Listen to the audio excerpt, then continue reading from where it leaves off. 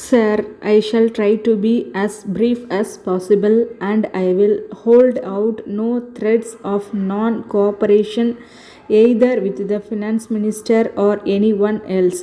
It seems to me that in the statement that you made this morning before the debate started, you tried to indicate that, in your opinion, should be the scope of the debate at each stage of the budget discussion. I thought that your object was to give a sort of warning to the House without laying down any rules that there should be, as far as possible, no repetition. I should say that the last speaker entirely missed this point of our observation when he said that he expected the same points of view to be repeated 4 times even in the budget session. At the present moment, we are in a formative stage and we are building up a new machinery for the more effective financial control over the expenditure of the government. So, I would like to take this opportunity of making one or two suggestions which coincide with those mentioned by the last speaker.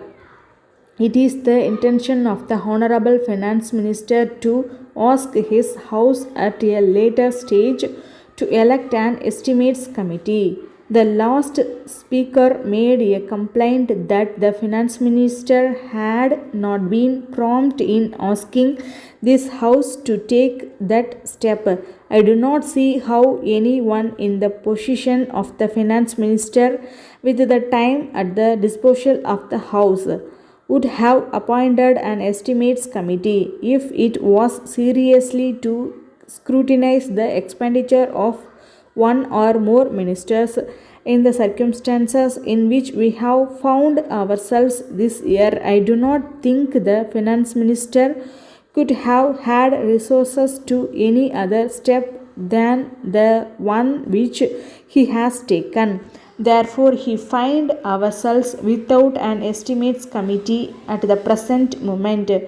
I have no doubt that he will ask us before the session is over to elect an estimates committee which will scrutinize the estimates of one or more ministers according to its choice.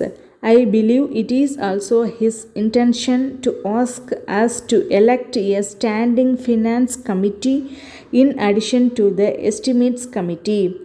While the estimates committee will suggest economies in accordance with the policies laid down by the government and sanctioned by the House, the standing finance committee, on the other hand, will look into new schemes of expenditure.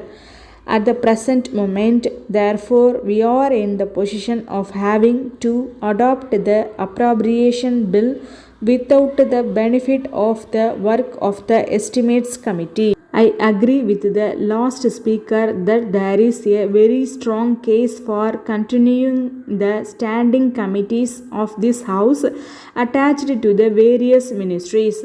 I know that it has been argued that there are no standing committees in the House of Commons, but I would like to point out that in the House of Commons, because of its long experience, there are on the opposition benches several members with inside knowledge of the administration. In this house, we know very little of the inside of administration. So, it is these standing committees which give us limited opportunities to acquaint ourselves with the work of the different ministries. Then, sir, I am one if those who think the government have not been idle all these years, they have been active. It is wrong to say that the ministers have wasted their time. It would be wrong to put at the doors of any particular minister or at the head of the administration the sins of omission.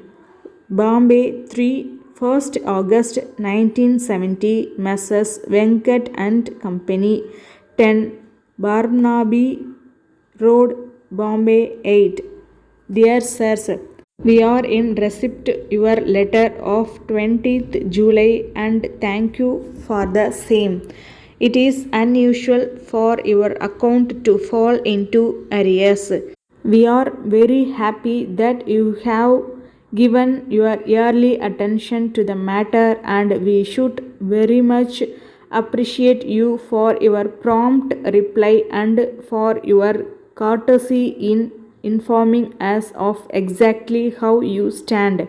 We are very sorry to learn that there has been an unusual slackness in your trade and that it has prevented you from settling your account in time.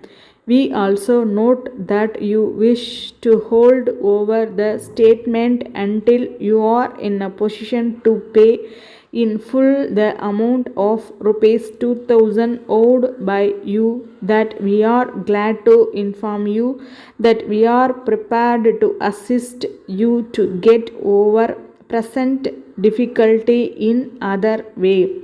We have no objection to take back the goods you are unable to sell and to give you credit for them. This we hope you will realize will considerably reduce your debt. As a result, you will be able to clear your debt either by a single remittance or by two fortnightly installments. We shall be glad to hear that you approve of the above suggestion and are arranging to send us the unsold goods. Yours faithfully,